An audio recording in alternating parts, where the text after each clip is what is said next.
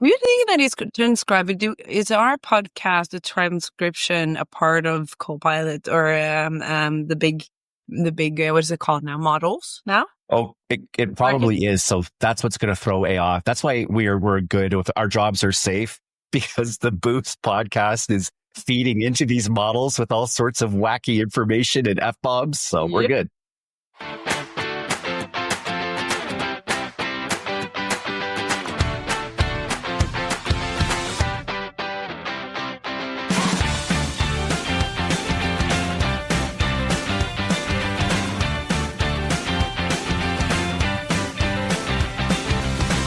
Welcome, everyone, to the Power Platform Boost podcast, your weekly source of news and updates from the world of the Power Platform and the Microsoft community, with your host, Nick Doelman and Ulrikke. Hello.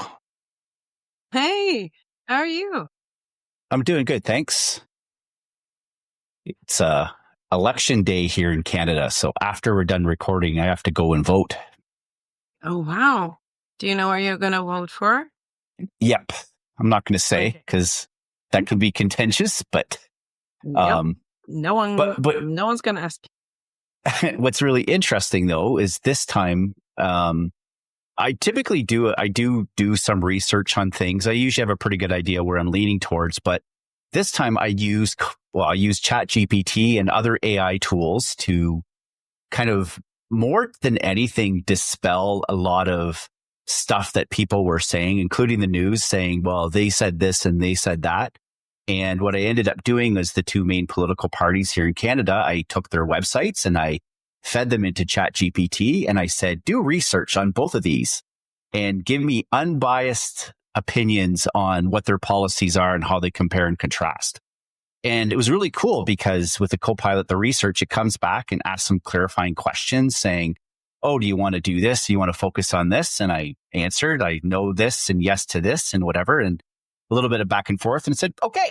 And then 15 minutes later, it gave me this whole big report, basically based on the campaign promises of what each party was doing, how they compared, how they contrasted and things like that, which funny was quite a bit different than how the news reports certain things. So I did find that this was pretty interesting and pretty enlightening. And I did post on Facebook, I didn't actually give the results or anything, but I just sort of reminded people we have other tools that's not just reading the news or listening to your crazy uncle of who to vote or not vote for. We have ways to get sort of unbiased information. So anyways, that's a little aside of me, embracing AI and using it in sort of something that I think is something that's pretty relevant to a lot of people. Yeah. Wow. So yeah, I find it both refreshing and also very scary because at the same time, if that bot is then grounded in data that is biased towards one or the other, you see there's a big right-wing movement blowing through Europe, and Elon Musk is very much playing into the right-wing parties of Europe. And then, so maybe your Tesla car will start feeding you right-wing information at the top of the news feed or emphasize things. I don't know what the car can do, but I mean, those kinds of things. And then, so I get a bit skeptical when look at technology and politics and how much it mixes, and also how vulnerable we are to the, unbiased. What does that actually mean? Yeah. But it's nice that you explore that. Yeah. And I totally understand what you're meaning, because that's the thing. If I had just asked ChatGPT, well, just give me straight up. Give me, well, not who should I vote for, but just sort of give me the straight up goods. Then for sure, it's going to go and it's going to and again, ChatGPT in theory, doesn't care about, it really doesn't care about all this stuff. It just processes data, right? But of course, if this data is kind of leaning towards one direction or the other and that kind of thing, that's one thing. So that's why I basically gave it, here is both political parties, here is their website, use that as information to do this deep research to compare the two. Because in that way, political parties make promises all the time that they can't keep. So these promises sometimes are worth the paper they're written on, but worth the characters they're on the webpage. But at least the idea was I was telling it to ground itself, don't look outside. Cause it even asked me, do you want to to kind of research other news sources and reports. So like, no, just focus on their websites and their platforms only, like what is published, and give me the sources and things like that. So I totally get you. And it is dangerous to use these tools as well. I totally get that. But it is, there is something I would see on Facebook. Well, such and such said this. And then I would kind of like, yes, because the data is 6 months old, it's hard to get that. But there are ways to kind of, okay, is this really true? Or what's the opposing? And then you find out that a lot of these things, are blatantly not true, or blatantly they're perceived or reinterpreted a different way as well. So again, maybe it makes things more confusing, but in other ways, using some of these tools that aren't, Anyways, we could probably make a whole podcast episode on this. But because what my mind triggered when you said this was the thing we talked about, the video that I sent you a few weeks ago that talked about they prompted AI to say, if you were going to take over the world, what would you do? And then in that post on LinkedIn or that video, the AI says, I would then, you could hold your petty little elections, but I would be essentially running everything. You know what happened when Trump was elected a few years ago? The rumors that social media was maliciously trying to move the public in one direction or another, have that in the mix. But then what you did is you actually just ask it to help you summarize the data that's out there. And you don't ask it to make a decision or to weigh the things one way or other. Just give me the information and I'll be the human in the loop. I'll decide what I'll do with it. And so that's how you have to approach these things. I think your approach is really good. And I think that's kind of what we need to remember when we use AI tools. Yes, prompt me, give me ideas, and let's iterate and brainstorm on session ideas, for instance. But the second you just take that and copy and put it into a session submission, it's no longer yours. It's someone else's voice. So just making sure that there's a human in the loop. And I like it. Definitely. Keep going. Yeah. And there was a few other things too, because I even it's funny you asked that, because I even asked ChatGPT, going, how does social media affect election results? And it went through, and again, this could have been biased, but it gave points saying, well, sort of some of the strategies that people have used social media to affect, and things like reposting something that looks like from a real person, but it's actually not a real person. It's more put on by an organization. And I still see this in Facebook. I see friends posting, it looks like they're posting something from a person, but then you realize that person's not a person. It's actually a special interest group that made it look like a person. And that's what the danger is with all of this. So again, it's sort of like, I asked AI, so if you were to trick people, how would you trick people? Or how are people tricked by this? And it's just sort of an awareness of, and I think you've said this before, almost don't believe anything you see online these days. It could be generated somehow. And this is the other thing. And to your point, actually, we are those people as well, because what are we? We are individual MVPs that speak of product, and we talk about things within the Microsoft stack and platform that we think is good, and we kind of rah about those types of products. So in a sense, we're not fake accounts, but we are kind of part of that as well, that individualization. So now listen to Stephen Bartlett's Diary of a CEO podcast, where he talks with people that understand where business is going. And so you could look at the history now for the last 10 years. It's been a shift from you subscribe to a brand to you subscribe to an individual. That's why we know the names of the leaders of OpenAI. That's what we know Satya Nadella. That's what we know Bill Gates. You've seen that change. It's been the tech companies leading that change for it to not be about the brand anymore, but about the person. And you can see that on the fake accounts as well, because brands have less of a value now than you used to have, and personality and individuals hold more power. And so it's easier to subscribe to that. So it's part of the change, I think. Yeah. So speaking about rah, all this stuff. You were like, before we started recording, you're like, because I'm a bit short on time because I have to go pick up my son in about half an hour. So you're like, let's get going. Let's dive in. And then 10 minutes later, well, this is us, right? This is what we do. Yeah. So in terms of our minds, in terms of interesting things, and I'm gonna jump around a little bit because there's been a lot of stuff, of course, over the last 2 weeks. But our friend Lisa Crosbie posted a video this morning about all the new Microsoft 365 Copilot changes that are coming. And it's funny because it's sort of, you see like, yeah, there's release plans every month, or, there's release plans every quarter or every half year, but then things get released every month. And she went through and gave it's a really interesting video because she gave a very high level summary of all the Microsoft 365 Copilot things that are coming out. A lot of these things we've seen before in other competing products, specifically like notebooks, the ability to create a podcast from a document. We've seen that. We talked about that quite a few months ago already from Google Notebook, but these are things that are now coming into Microsoft 365 Copilot.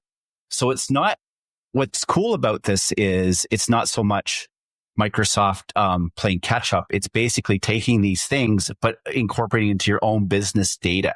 So you can create a notebook, but then you're bringing in stuff from your business data. She went through, like, you just watched the video because there's so many things there. It kind of blew me away, but even, getting AI to create drafts instead of going into Word or PowerPoint, you basically can say, create a draft and then from there, go towards the tool of your choice. The navigation, doing the deep research, the reasoning. So we're now going beyond of just looking at just kind of data and stuff, but reasoning behind that data. So check out that video. I didn't think I'd be blown away, but I actually kind of was of all the stuff that's coming. And immediately I could see how I could apply that, to my day-to-day stuff. So that's pretty cool, stuff. So Thanks, Lisa, for doing that video. Yeah, and I think this ties into one of the links that I have in the show notes as well, where Femke Cornelissen shares a post on LinkedIn where she talks about the Copilot waves that are coming, spring release, right, for Microsoft 365 Copilot. It's the same thing, where she kind of details out the different points of when things is coming out and what it's going to do. So, the multilingual Copilot in Teams that can automatically translate between what you speak French and I hear Norwegian. That would be fantastic. And also the people skills. Did you see that? It says, yes, find the expert in your org without asking around Copilot knows who knows what. I mean, come on. How many organizations in the world has a skills database that's trying to get competencies up to date and is outdated by miles? And is also now the source of the CVs, because we're consultancy. We do that. That's our core business. That is just going to, first of all, put a few people out of work. And then also going to kind of get that CV base finally up to scratch. It's going to be the salespeople's best friend. Yeah, I saw that too. And it reminded me, I used to work for a big company where the managers was, okay, everybody fill in your skills matrix. So basically it was a ranking 1 to 5 and then all the like the Dynamics 365 modules and how good are you at Power Automate? How good are you at this? And just even keeping that metrics up to date. I mean, every time I go into that form, I'm like, I'm sorry, but you're missing like 3 years of evolution on this platform right here. So no, we do no longer call it CRM4. And no, it's no longer called Flow. And yes, can you please update this before I'm able to put it in? And also, right, this also wanted to kind of segue into, because you said we were going to jump around. So now I'm really going to jump around. Because I saw something else from Steve Mordue this week that I thought was amazing. Because now, Salesforce is coming out and the CEO of Salesforce coming out and actually putting the finger on something that Microsoft and other people have kind of danced around a little bit, which is the digital workforce, right? So from Microsoft marketing perspective, it's no one's going to lose their jobs. You're just your best friend at work. It's going to enable, you're going to save so much time. And then everyone's going, and no, it's going to replace people. And so finally now someone's in Salesforce kind of getting out there saying, no, it's managers are no longer just going to manage people.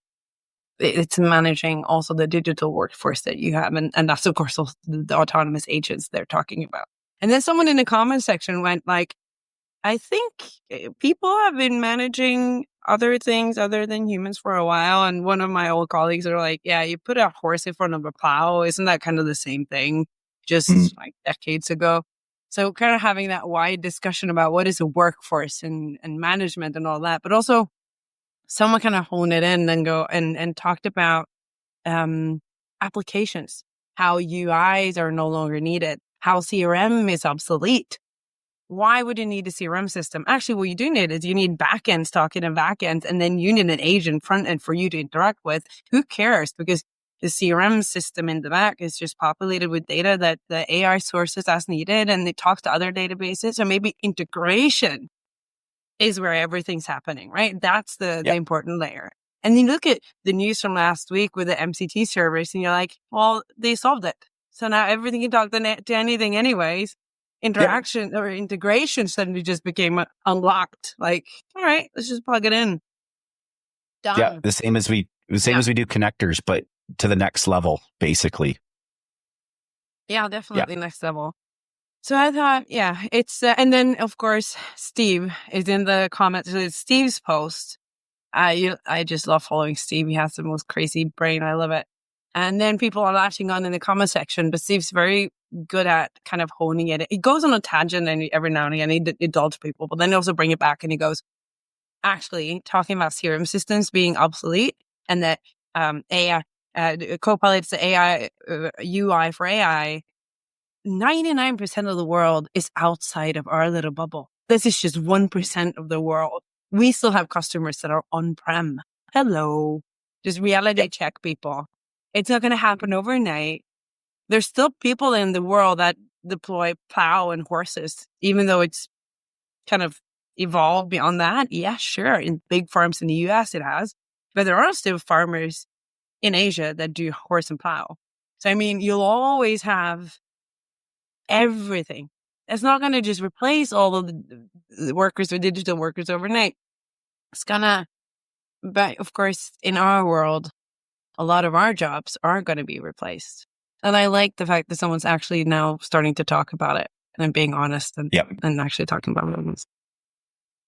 Yeah, it's scary, but also it's a good, to stay on top of it. And it's funny because, views it. It wasn't this particular post, but Steve had posted something else about telling IT departments to embrace this or companies to embrace AI and things like that. And it reminded me, you talk about on-prem. I remember working for a company where they were implementing, still on the on-prem, their sales department, without asking anybody, went and bought Salesforce licenses. And so there's the concept of shadow IT. There's shadow AI going on. This past week, I've talked to different people, like even outside of our industry. There's one lady I know who has to kind of write up assessments for different, like caseworker kind of thing with social services. She's doing her reports now in AI, like getting Chat GPT or one of these tools to generate the report. Of course, she goes through it and corrects it and makes sure, but she said she is saving so much time doing this now. And the way, I don't want to throw anybody under the bus, but it kind of looked like her bosses didn't even know she's doing it now because these tools are so available. It's scary. And this is where companies need to be on board because you want those governance, those data controls in place. So the data is not being used in tools outside of the organization. And that's how does she know? Because even people I talk about in our industry are going like, no, I just use a free account thing because then they can't use my data. I'm like, no, dude, it's the other way around. And then they go, what? It's like, yes, you need to pay for it for not to spread your things around. They go, what? It's like, oh shit. And my daughter's so proud of herself because she has an AI app. And she's like, no, don't worry, mom. I did not create an account. It does not know my name. I'm not logging in. I'm just feeding it things. I'm like, no. Oh, because she thinks she's doing it the right way. But because we have all the other apps, like, don't register. Don't see your birthday. Don't tell them where you live because she has a very, very unique name in a very small country in a very city, So she thinks she's doing it right. So, and I also talked on that topic, talked to a teacher at a high school, and he's like, so I use AI all the time because I can't be bothered reading all those reports anymore. So I'm just so happy you have AI. I could just throw it in there. And then they also continued the conversation to say how they're now blocking students from taking exams using AI. So they've now stopped the ability to copy and paste on the computers that they're doing their exams on, because then they can't use, okay, sure, you can use Copilot if you want to, but you have to transcribe it with your own, by writing it, right? So then that's their way of ensuring that it's their words. Sure. But I find it fascinating that that person can say, this is my job, I'm using AI for my job, but then we're going to prohibit the students from learning the skills with this new tool. It's like, I can use the nail guns. So, sure. but the apprentice has to nail it down with a club, right? Yep. It's why would you just teach them how to use the and oh, sorry, I can't say that. You have to beat it out. And then, and then everyone's more happy, right? Why don't you just teach the students how to use AI instead of making software that's prohibiting them from copy and pasting? Come on. It's so backwards. I'm just, Yeah. Yeah. Sorry. Oh, this is going to be one of those episodes, isn't it? Yeah. Oh, no. Okay. We said we weren't going to do this anymore.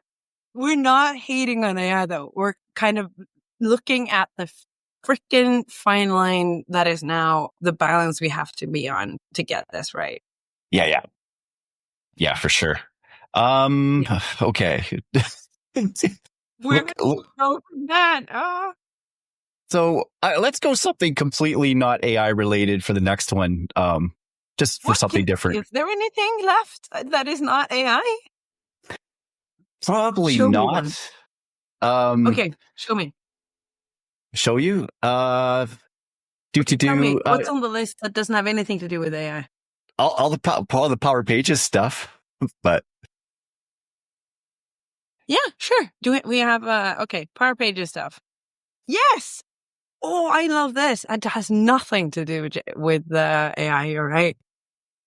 The jQuery one. Yeah, this is.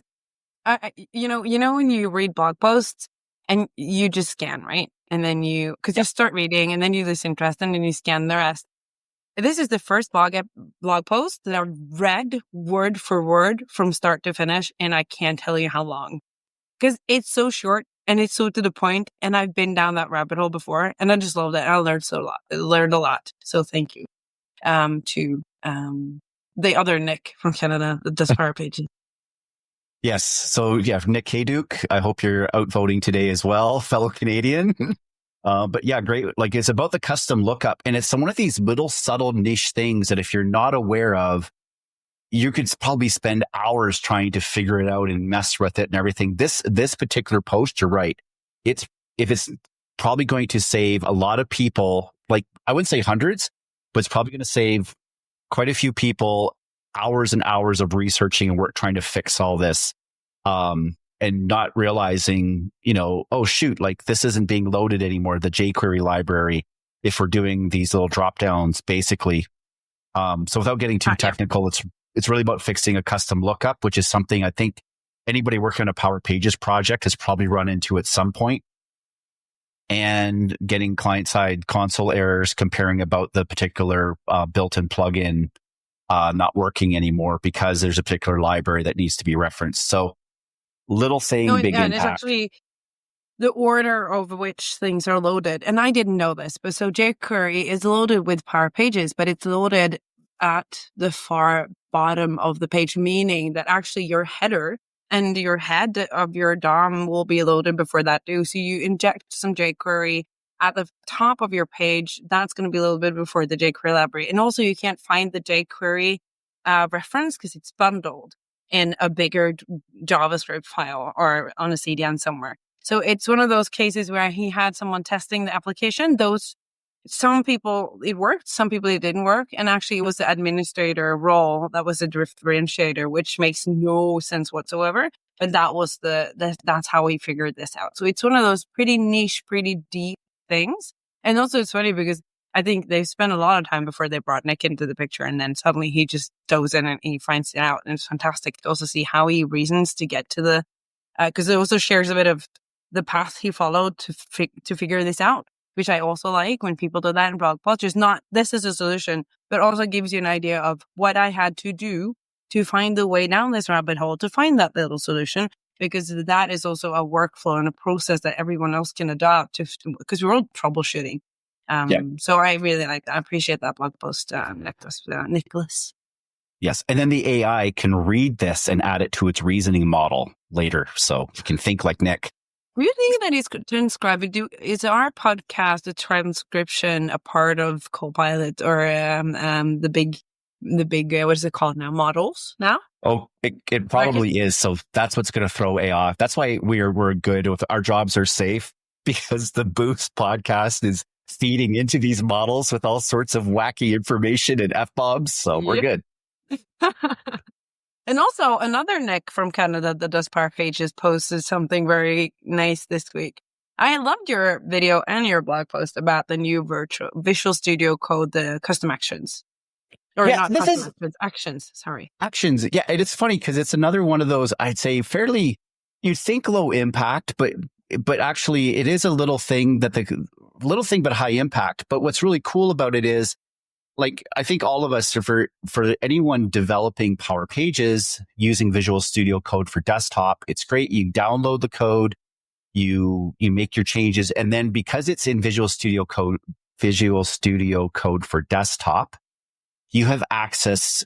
There is the Power Pages Copilot that they've created like a little over a year ago, but using Visual Studio Code for desktop, you can use GitHub Copilot, like the actual GitHub Copilot, using the Power Pages kind of chat experience.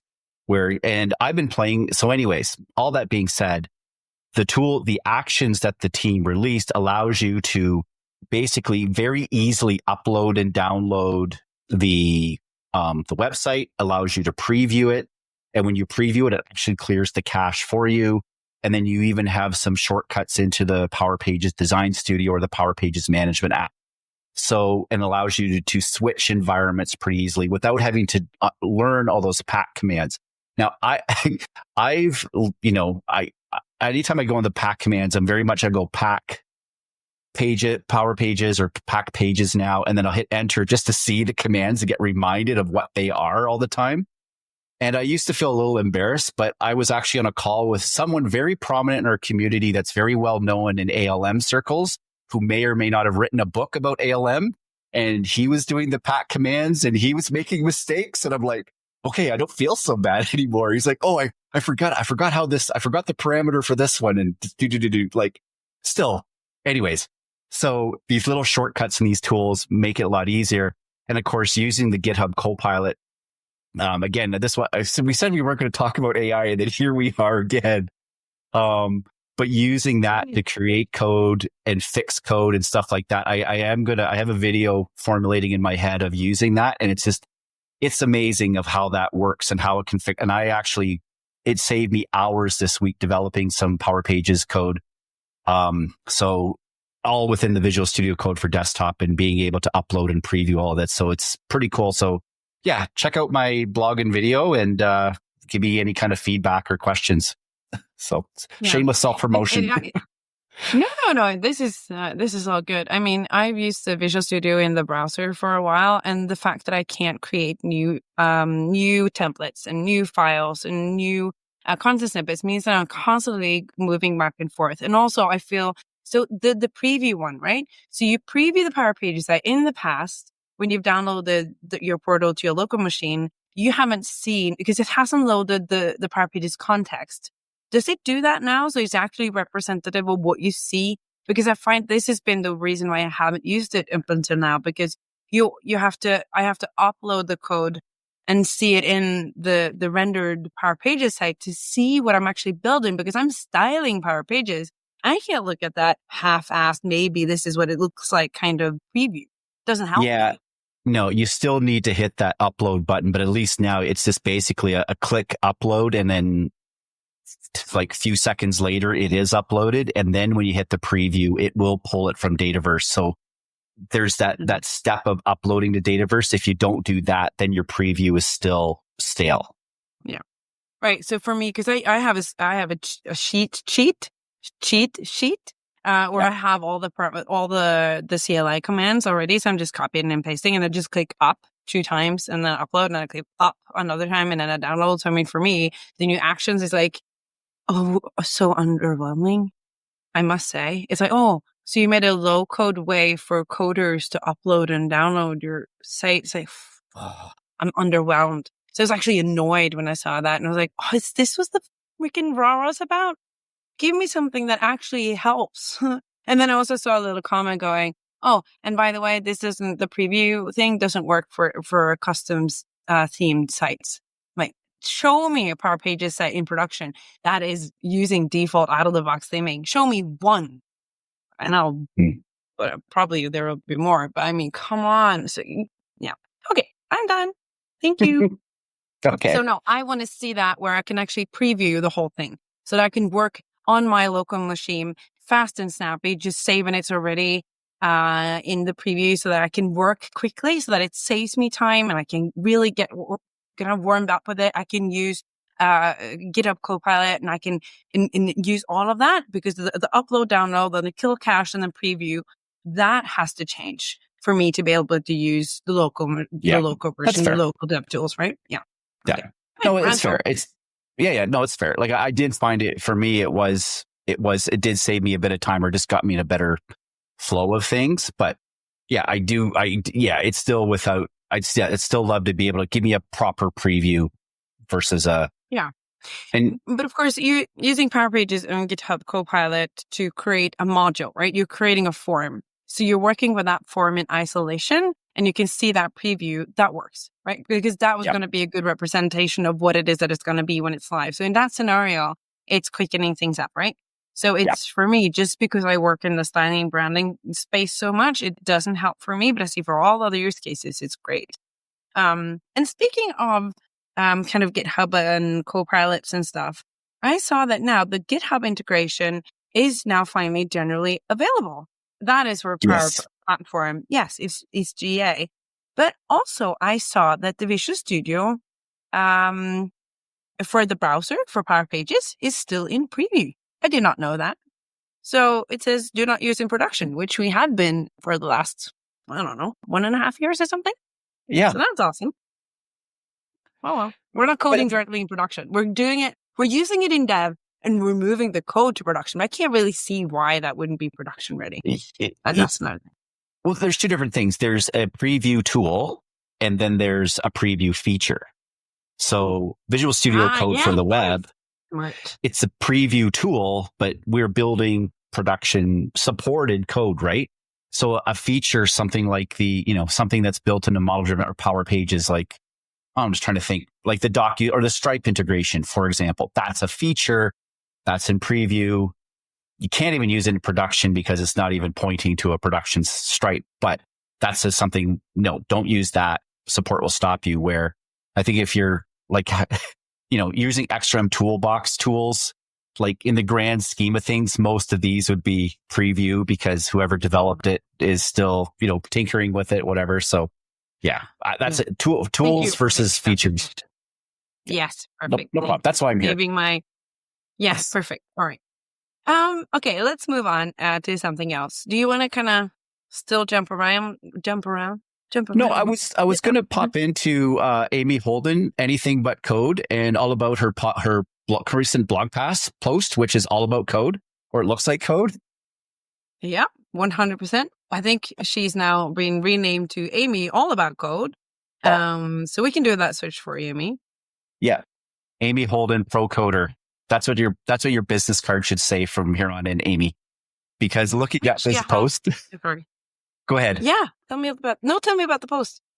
Oh, the post is all about the setting regarding to an eligible table and a single update action. And I mean, we've all run into this before.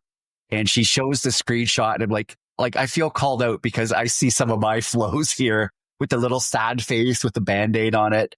I'm like, yeah, I've done that. And then kind of the after with the kind of shortened down. And I'm looking at this going, yeah, that's very Cody, code centric, but in a good way though, right? So, about kind of summarizing all of this. And again, showing the, creating the activity row, and all that kind of other stuff. And Amy's amazing in terms of her screenshots, how she draws and relates to things. She's showing the bits of code and how it's working of all the Power Automate expressions.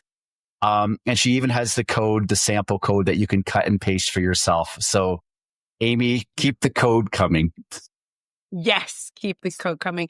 Actually, I had an opportunity to see Amey this week at Color Cloud. Both Amey Holden and Megan Walker was at Color Cloud in Hamburg. I ran past Amey like 3 times thinking, oh, I'm going to catch up with you. Just one. And then she was gone. And I never got the chance to. And she's, she lives in Australia. I'm so next time I'm going to just grab Amey by both shoulders and go, we need to sit down and talk. And talking about the two of them just reminded me that we need to share something that's really important. Yes. For those of you who aren't aware, on Outbound, the old way of working with marketing, Dynamics 365 marketing, outbound marketing, that was is going away. So they're going to they've deprecated and going to remove the whole thing. And it's blowing up across the board because a lot of customers aren't ready. And it's a huge shift for a lot of what is now called customer insights, of course, customers to shift to real time. They've had their time. I mean, come on, it's been years and years. But of course, some of these big ones need a bit of time to adjust. So what Amey and Megan has done is to create a kind of a open webinar, set up a few opportunities for people to come on a call and ask their questions. So they'll talk about what's going on. They'll talk about the transition and their best practices, and they'll give people a general idea of what to do, and then they'll take questions. They've had 2 already. There was one at the time when this is released on Wednesday. They already had one in the morning at 7 a.m. There's another one at 4. So if this is of interest to you, you have a few hours to find that through the link in our show notes and sign up. And also just calm down. There's going to be another one on May 7th and another one a few weeks after that. So it's not the latest chance. It's not the last chance to get, but make sure that if this applies to you, that you go on one of those webinars. And also they've recorded all of them. The recordings are available. So if you have questions, go back and kind of go through those recordings before you go on the webinar if you have time, so you don't kind of repeat the same questions over and over. But you'll get a good sense of what's going on if you look back on those recordings. And also, I mean, this goes to show how important community is for both Amey and Megan. And we know this because we know these lovely ladies. But I mean, they are putting this, they're essentially just grabbing all across the world. And Megan says, we can't help you all individually. We cannot. So we try to help everyone by just opening up and allowing that. So this is their way to give back. And I just want to give a huge homage to them for going, okay, how can we reach as many people as possible with its good quality? Because we can't be consultants and go in and save your assets or everywhere, right? So how do we reach as many people as possible to help as many people as possible? All right, it's huge respect. You guys do an amazing job. Yes, absolutely. Saving keystrokes I love it. This is amazing. Putting that together, helping tons of people out, because I know this is a big thing. Great. It's I think a lot of people in the community, I like answering questions by pointing back to a blog post or a video, whether it's one of my own or one of my other friends. To me, it shows the value of someone says, hey, I don't know how to, I had this a couple times this week going, hey, I'm really stuck. I don't know how to do this, blah, blah, blah. I said, oh, here's a video I did on it 3 months ago. And then getting the response back, perfect. That's exactly what I needed. That's the cool feeling. So I have the same feeling in my workshop that I did at Color Cloud as well, because I had a full day of end-to-end Power Pages, and I enlisted help from some friends, you among some other people. And then I had someone ask the question. I was like, yes, yes, exactly that. And I don't even know the answer to that, but fortunately for you, I had a conversation with a friend.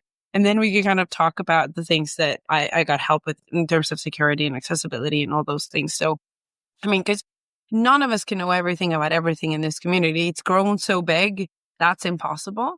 So just having that network of friends to rely on when you need help.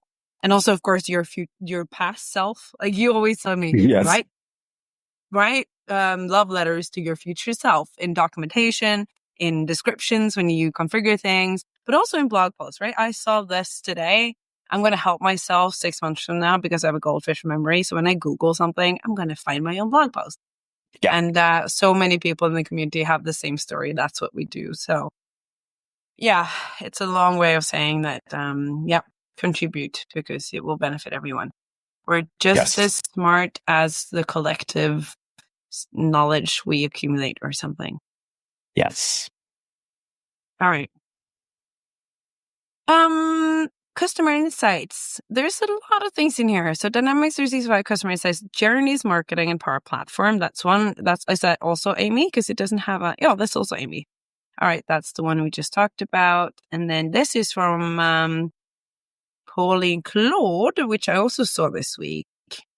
One form to rule them all. Reuse marketing forms across pages with JavaScript. So this is yours, I believe.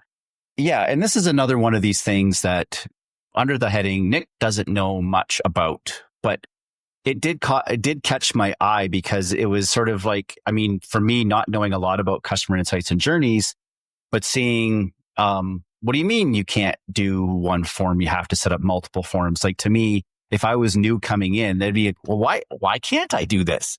But apparently you can't. But of course, Paulina, who's, she's an amazing person, super smart. I love her presentations, the way she presents and carries herself and everything. A very interesting person to talk to as well. But in her blog post as well, again, very much like Amey and those others, very clearly goes through step by step. She's got gives a good intro, talks about the different marketing forms, adding the JavaScript to a marketing form. So there's JavaScript there, which I love. And the code is there. You can cut and paste it, how to embed it in the form how to embed the form into your website, and, how to check it all out and things like that. And then basically how it all works and how to incorporate that into the marketing journey. So again, another great resource. And if you're into customer insights and journeys or in a project, Pauline is another one of these people that you need to bookmark her website because she has a lot of amazing content on that. So yes, good work. Love it. All right. Fantastic. And then there's another one here. So now we're diving into the Copilot stuff. And I saw announcing new computer use in Microsoft's Copilot Studio for UI automation. This is one of the articles from Charles Lamanna, Corporate Vice President of Business and Industry Copilot, which is now called, which I find is interesting. Yes. Yeah. So did you have a chance to read up on this? A little bit. So basically, computer use is, I think, an industry recognized term of actually, and I think to oversimplifying it is an AI agentic Power Automate desktop type of system where you're able to incorporate the ability to actually read screens or read computers, stuff that does not necessarily have an AI. The idea there is you can do that. So it's kind of like when I first looked at that, it's like, oh, this is just Power Automate desktop with, some Copilot steroids added to it. But basically, and it is really at the end of the day. But it is kind of going, I think, to look at it from another aspect, this is Power Automate desktop. Also, this is different from Power Automate desktop, but it's the same kind of concept. And of course, showing how we can begin to use like AI agents. Of course, we have the MCP servers now and we can talk to a lot of different things. But if there is something that doesn't have a proper a proper API, that doesn't exclude it from doing these agents, things like that. So immediately I can think of a few use cases that I was thinking of using Power Automate desktop for, but I might actually, when this actually is released or in a preview mode that I can use, I might try using this feature instead. So, yeah. And again, like everything, we're continually learning more and more, but to me, this was significant enough to have its own big blog announcement. And then looking more into more third-party AI stuff, computer use is a thing across the board, even outside of the Microsoft ecosystem. Yeah. And I liked how it was also kind of You seem like you can record what it is that you wanted to do, but also even if the UI changes, the agent will still know what to do. It won't break because it's smart enough to recognize objects, even though it moves around on the screen, for instance, or kind of reason over UI to understand what's really going on. Whereas an RPA would just, the button moved or changed its name. It's like, oh, I don't know what to do. Oh, button gone. I don't know. But this actually is smart enough to recognize the changes and still be able to run. So that was kind of cool. Yep. Yeah. All right. Time cop, or are you good? Or No, I'm good. Keep going. Okay.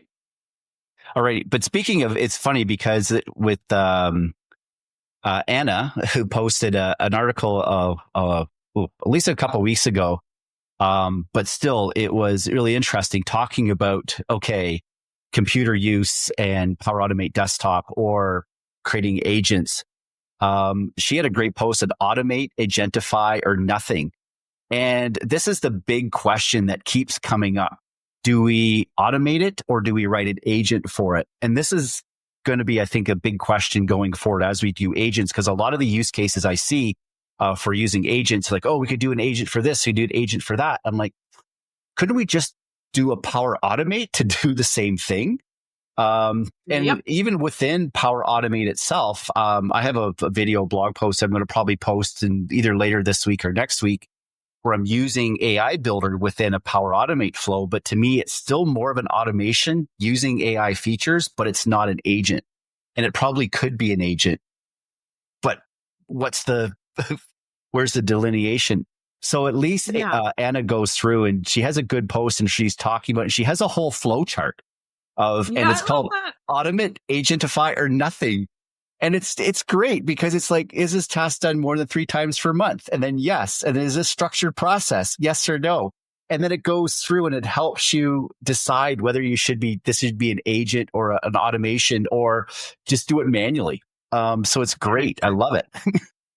Yeah, me too. And I love the visuals. And just because I'm such a graphical nerd, just the new graphical identity of Anna's whole digital appearance is so freaking cool. So I just wanted to give a little shout out to Anna for that as well. And this speaks directly to what we've been saying so long, right?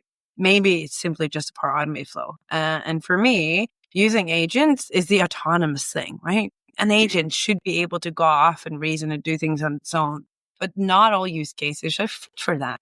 And some things, actually, it's way better to just have, like I said, an old approval flow. She talks about the never-ending travel request or whatever it is, right? It's just, do you have an existing process for it? Then just continue using it. It's fine. You don't have to AI it just to do it, right? Yeah. Fantastic. And we also have a blog post from Carsten, which is revolutionizing digital workflows, traditional automation via AI-powered agent. Isn't this kind of the same thing? Yes, same topic. Side-by-side comparison. Yeah, he has a good chart. Carsten, of course, we know he works for Microsoft, used to be an MVP back in the day. But again, he does the same, like I said, this is a conversation a lot of us are going to be having. So whereas he doesn't have a flow chart, he has a table. We're comparing the different automation, traditional automation, AI-powered automation, AI-powered agents, pros and cons. So it's a pros and cons list for all you How I Met Your Mother fans, where Ted gets out his yellow pad and does his pro cons list. Carsten has done it for AI agents versus traditional automation. So check that out. There's a ton of information here. It's really good. And again, there's another one of these great tools and resources as we're navigating our way and figuring out all of this stuff, and also helping advisor clients where they might be all about, we need to build all these agents, and you kind of hold back. Well, do you or will an automation work? Or maybe an agent would work. So again, I think we're going to see probably more information on this, because like everything, it depends. And there's also differing opinions and different approaches and things like that. So it really helps with the whole learning as well. Yeah, absolutely. 100%. do you want to move on to the database platform ALM stuff? Because I see something here about self-service disaster recovery. This sounds like something we talked about a few weeks ago in the release waves. Remember that? Yeah. We were like, oh, so it's going to fix itself? Maybe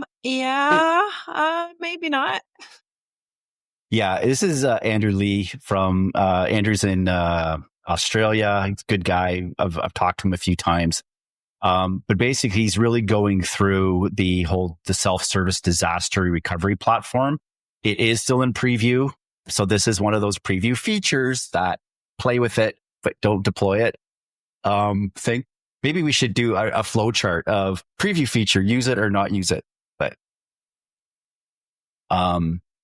so anyways, going through this, we have different environment types, talks about the billing process, talks about the fact that F&O things are not supported, enabling how to enable the disaster recovery. So turning that on and how it will all work. So if you're interested in this, or if it's something that you're, and also it shows here to do a disaster recovery drill. So that's something I find with disaster recovery, people don't necessarily do. They have a disaster recovery plan, but they don't actually run through the disaster recovery. So this reminds me of a horror story going way back in the early days of my career, where I still had a full head of hair and I was a systems administrator. And basically the company I was working for had retail stores, and they had a core server that would, and this was back in the day before virtual private networks and everything. Now I'm really dating myself, but basically the server would call up the retail stores through a modem.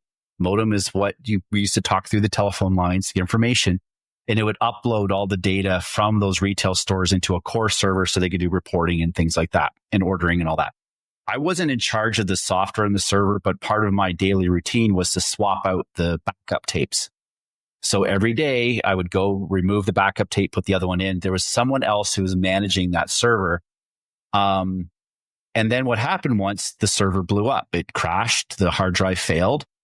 No problem. We have backup tapes. We had someone come in. It was a Unix system. I was more of the Windows NT administrator. So we had to get a Unix guy come in. He came in, basically one couple hours later, rebuilt the server, restored from the backup, launched the console. Yep, you're back up and running. The tape's been restored. All good. And then we talked to the person who was in charge of the retail stores. Yeah, the server's back up. All good. And then he gives me a call about half hour later. He goes, we don't have the last 6 months worth of data. Everything works, but the data is gone from, I was like, oh, what? That can't be. We took a look, and yeah, the backup tape, the backups had failed. The backup job had failed, but the job that would eject the tapes kept working. So every day I would see the tape was ejected and swap it out and put in the new one. And all it would do, it would take the tape in and eject it. It wouldn't do the backups. So they're able to recreate the data because they had to re-upload from all the retail stores. But there was a case of we never bothered to actually look even at what was stored on those backup tapes, and never did a disaster recovery test run. Of course, now with the days of the cloud and other environments, we should be able to do that. So yeah, it's great to have a plan, but execute the plan. It's why in school, I'm not sure if they do this in Norway, they do this in Canada, but every couple months they have a fire drill. Fire alarm goes off. Everybody in line, everybody lines up and goes outside to their designated spot. You need to do the same for your systems, even if they're in the cloud. Do disaster recovery drills and make sure you can recover and everything's in place. And if I ever tire of my job and Power Pages and Power Platform, can you just please remind me that there is a job where your job is to take down servers just to see if it works, if the backup works? I want that job. Can you imagine that being your job? Like, just gonna, oh, that's gone. Let's see what happens. Oh, does it work? No. Every 2 months, I'm going to just pull out a plug and see what happens. Oh, I'm going to pull this random plug right here. Oh, is this a server plug? Oh, I'm sorry. Oh, let's see how my disaster recovery is. Oh, can you imagine? And then the second thing I'm thinking, I think this goes back to something we said just a couple of months ago when we talked with someone, or there was a blog post about that exact thing. You need to test it. You actually need to go in and mess with it to see if it works. Because in theory, it should work. But also, doesn't this speak to how I mean, your story, it kind of grounds me when I'm fussing about connection references not being what I want it to be in ALM with Power Platform pipelines. I mean, then it's kind of sobering what you just said, because I should just shut the beep up, because it's pretty damn good compared to what we used to have just a few decades ago. So it's like, it's so sobering. So thank you for that little history lesson. Yeah, no problem. I was there. Cool. I think okay. Sorry. So I think the last one on the list that's not been talked about is yours. Yeah, and I think it's actually a good segue and kind of how to wrap up everything, because there's a new Power Platform and Copilot Studio Architecture Center for architects, and it's a collection of the white papers and the well-architected documentation, and it also shows you how they're now putting, there's a difference between Power Platform and Copilot architecture, just saying, and we have people now coming into the platform that is raw Copilot, and what is this Power Platform thing? Because there are people now coming into the platform through Copilot. So it's going to be interesting to see how that evolves. But this also, like they put it is both Power Platform and Copilot Studio Architecture Center. I think that is kind of showing you also that there is a difference, or there is a kind of I don't know. It's, it just caught my eye. But also this is a good place to be aware of if you are architects like we are for Power Platform. There's a lot of good resources here. So check that out. Cool. And I think that kind of summarizes everything. I think we're at the end. Because we've jumped around so much, I tried to kind of mark the stuff that we talked about, and I think we got all of it. Yeah. So now, just a quick reminder, the Customer Insights webinar is in a few hours. Check out Megan Walker and Amey Holden's blog post to find the links and our show notes as well for where you can find that online. You have Dynamics Con coming up in May 13th to 16th. If there are still tickets at this point, please make sure to there's still tickets. Get your tickets. I do have some sessions there as well. So check that out. And then we are into full-on conference season, full bore. Oh yeah, and it's just there's so much stuff going on. We'll both be in London at the Power Summit, Power Platform Developer Community Bootcamp. You're doing Dynamics Minds in Slovakia. Yep.